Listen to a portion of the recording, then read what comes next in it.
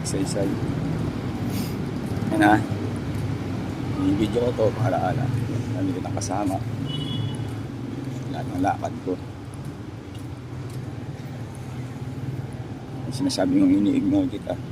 Hindi kita iniisip. Kala mo lang. Sa lahat ng lakad ko kasama kita. Ang ginagawa ko itong mga to para sa ating dalawa. Para sa iyo, para sa akin. Para sa family.